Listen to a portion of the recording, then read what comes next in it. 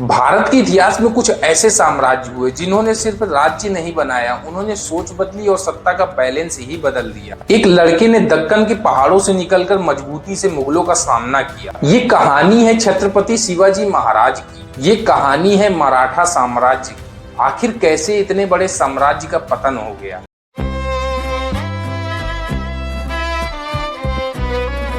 17वीं शताब्दी में जब ज्यादातर भारत में मुगल शासन का प्रभाव था, तब दक्कन के पहाड़ों में एक युवा नेता उभर कर सामने आया। उसका नाम था छत्रपति शिवाजी महाराज। शिवाजी महाराज ने 1640 के बाद लोकल सरदारों और छोटी छोटी जागीरों को जोड़ना शुरू किया। उन्होंने एक अलग तरह का राज्य खड़ा किया जो बल पर नहीं बल्कि स्ट्रेटजी, इंटेलिजेंस और लोक समर्थन पर टिका हुआ था। शिवाजी महाराज ने मुगल और बीजापुर सल्तनत जैसे बड़े शत्रुओं के सामने डायरेक्ट युद्ध के बजाय गोरिल्ला वारफेयर का इस्तेमाल किया। पहाड़ों पर किले, तेज हमले और तुरंत पीछे हट जाने की नीति मराठा सेना की पहचान बन गई। साल 1674 में शिवाजी महाराज का राज्याभिषेक हुआ और उन्हें छत्रपति घोषित किया गया। यहीं से मराठा साम्राज्य को एक फॉर्मल पहचान मिली। उनका लक्ष्य सिर्फ जीत नहीं बल्कि स्वराज्य था, अपना खुद का शासन। शिवाजी महाराज के बाद उनके पुत्र छत्रपति संभाजी महाराज सत्ता में आए। उनके शासन का समय बहुत कठिन रहा। मुगल सम्राट औरंगजेब ने पूरी ताकत के साथ दक्कन पर हमले किए। संभाजी महाराज ने मुगलों के सामने समर्पण नहीं किया, लेकिन साल 1689 में उन्हें पकड़ लिया गया और उनकी मृत्यु हो गई। इस घटना से मराठा साम्राज्य को एक गहरा झटका लगा। संभाजी महाराज की मृत्यु के बाद भी मराठा सेना टूटी नहीं। उनकी पत्नी महारानी ताराबाई ने लीडरशिप संभाली और मुगलों के खिलाफ संघर्ष जारी रखा। यहीं से मराठा आंदोलन एक राज्य से निकलकर एक मूवमेंट बन गया। 18वीं सदी में मराठा साम्राज्य का असली विस्तार पेशवाओं के दौर में हुआ। पेशवा यानी प्रधानमंत्री वास्तव में साम्राज्य का सबसे शक्तिशाली नेता बन गया। पेशवा बाजीराव फर्स्ट मराठा इतिहास के सबसे महान सेनापति माने जाते हैं। उनकी लीडरशिप में मराठा सेना ने मालवा, गुजरात, बुंदेलखंड और नॉर्थ इंडिया तक अपना प्रभाव बढ़ा लिया।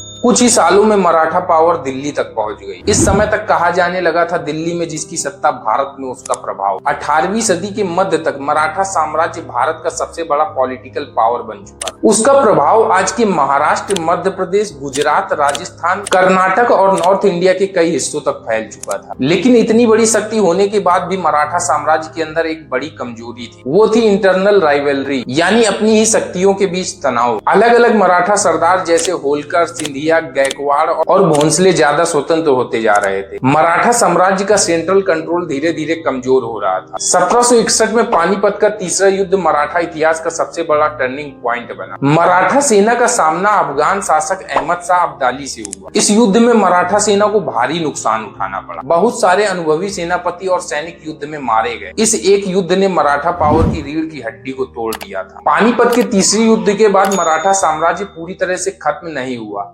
लेकिन बहुत कमजोर हो चुका था। इसी कमजोरी का फायदा ब्रिटिश ईस्ट इंडिया कंपनी ने उठाया। अगले कुछ दशकों ने ब्रिटिशों ने धीरे धीरे मराठा सरदारों को अलग अलग करके युद्ध और ट्रीटी के जरिए अपने कंट्रोल में लेना शुरू कर दिया। मराठा और ब्रिटिश शक्तियों के बीच 3 बड़े युद्ध हुए जिन्हें एंग्लो मराठा वॉर्स कहा जाता है। आखिरी और निर्णायक युद्ध 1817 से 1818 में हुआ। इस युद्ध के बाद मराठा पावर लगभग समाप्त हो गई। पेशवा बाजीराव सेकंड को सत्ता छोड़नी पड़ी और उन्हें निकाल दिया गया। 1818 के बाद मराठा साम्राज्य एक पॉलिटिकल पावर के रूप में खत्म हो चुका था। लेकिन मराठा साम्राज्य का असली योगदान जमीन या राज्य नहीं था। उन्होंने मुगलों के पतन को तेज किया और ब्रिटिशों के भारत आने से पहले भारत के पॉलिटिकल स्ट्रक्चर को पूरी तरह चेंज कर दिया। मराठा साम्राज्य की कहानी सिर्फ तलवार और किले की नहीं है। ये कहानी है संघर्ष, स्वराज्य, स्ट्रेटजी और एक ऐसे साम्राज्य की जो बहुत तेज नीचे गया, धीरे धीरे बिखरता चला गया। यही थी मराठा साम्राज्य की पूरी कहानी। वीडियो अच्छा लगा हो तो वीडियो को लाइक करें और ज्यादा से ज्यादा शेयर करें और चैनल को सब्सक्राइब करना ना भूलें। मिलते हैं इसी तरह की एक और वीडियो में।